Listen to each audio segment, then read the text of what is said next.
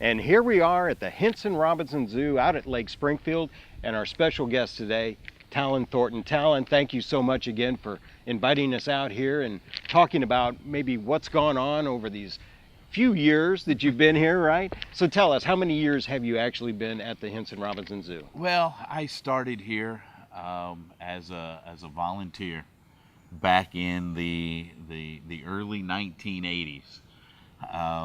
And I came out here and fell in love with the place. At that time, I was actually a pre-law major in college. Wow. And was coming out here to volunteer. I had always had a great admiration, a great passion for animals. I grew up, I think, like a lot of people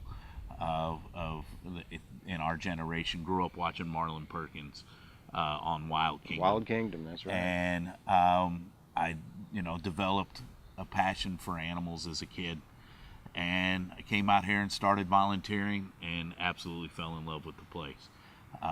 Ended up changing my major. I did an internship here while I was still in college. Came back and worked as a zookeeper. And then I was the general curator for 8 years. And then I've been the zoo director for a little over the last 18. And it's been almost 3 decades. Seen a lot of changes. Seen a tremendous amount of changes. One of the first things I think that you notice when I started here back in the 80s, the exhibits were relatively smaller. A lot of animals more confined. Yeah, more confined. A lot of concrete. Our bears were in a corn crib exhibit, very old style, with the concrete bottom. They didn't really have, there was no grass, no kind of natural substrate. Same thing with our mountain lions. They had lots of bars and no grass to roll in, like what you would typically see. Nothing to really climb on. The exhibits were very sterile. Has there been also an increase in the number of animals? Oh, absolutely. Now we've added so many species. The red ruff lemurs, I think, were our first really endangered species, and that was one of the species that I brought in one of my earliest years as the general curator. And now we have the red wolves, the African painted dogs, the gibbons, all 3 species of lemurs, that are really highly endangered. Before, they were just animals that you could see just about anywhere. I think one of the things that we're most proud of is our Wolverine exhibit. There's only maybe 10 zoos across the United States that have Wolverines. And we've had, colleagues come in and tell us how absolutely fabulous our Wolverine exhibit is. Now, there's zoos across the country that harbor special animals that are becoming extinct, and there's a certain program surrounding that. What is that program? Well, we are a member of the Association of Zoos and Aquariums. And what that is, it's a group of about 215, 220 zoos and aquariums across the United States. And we've been a member of AZA since the mid-1980s. And we just had our most current inspection. Every 5 years, we have colleagues that come into the facility, spend a couple days here, and literally go through the zoo with white gloves, and they look at absolutely everything from our gift shop, our concessions, our education programs, to our animal exhibits. And it is it's a very privilege to be a member of AZA, and it's something I think that all of our staff look forward to and strive to constantly meet those challenges, to become a member and stay a member of AZA. Members, speaking membership, understand this last weekend you had a big barbecue for all the members. Where does the membership stand now for the Henson Robinson? Well, our membership has really taken off over the last 2-3 years.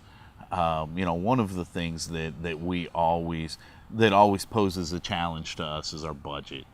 And our budget has kind of plateaued. And I think we're like any other governmental agency. We could always use more money. Right. And one of the things we've done is we've found some unique ways to market out to the community, our public, to get more memberships.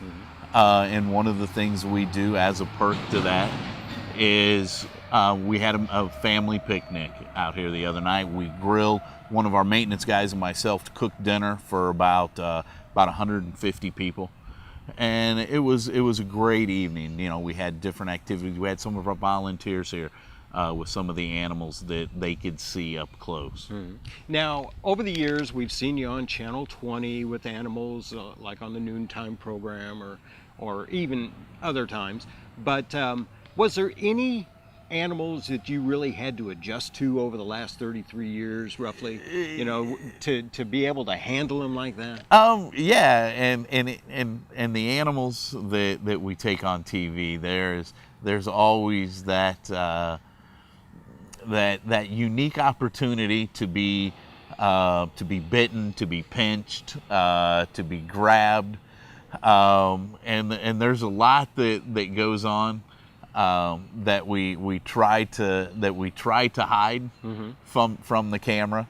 I can remember one time going on with one of our scorpions, and animals are very much like people. They have different temperaments, different moods. Somebody may wake up on the wrong side of the bed that morning.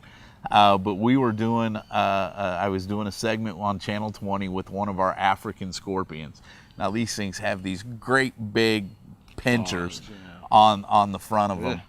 And we were sitting there getting ready to go on the spot, start the news, and this scorpion just reached up and just latched onto my finger with this front pincher.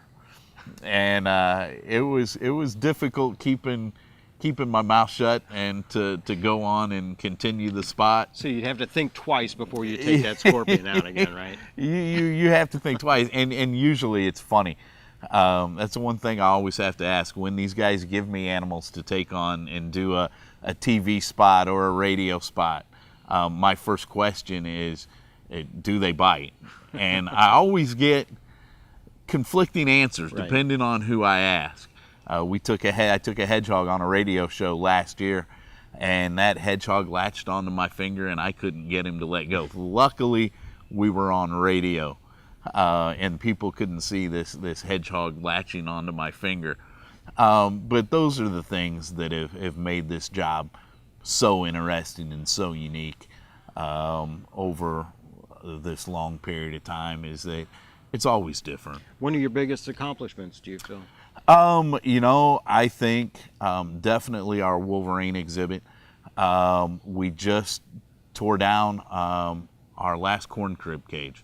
Again, those sterile exhibits with a lot of bars, a lot of concrete. That last exhibit came down last fall. So that was something that I think everybody here took a lot of pride in, is getting rid of those old style exhibits and now going with more naturalistic stuff for the animals. I could sit here and talk to you all day. It's such a pleasure to be coming out here. Now, one last question for you. What happens to Talon Thornton these days? What happens next? I still want to be involved some way with the zoo. It maybe I come back out and volunteer again, and take this thing in a complete circle. I may help the Zoological Society, help more fundraising, to help raise more funds for the zoo. Being part of my life for almost 30 years, it's going to be very hard just to move away. I definitely want to stay involved in some way. Well, we appreciate you letting us come out and talk to you before you get out of Great. here. And Thank you very we will hope much. to come by and see you some other time, maybe doing something else. All right. Maybe start your own zoo. There you go. All Thank right. you. Thanks again.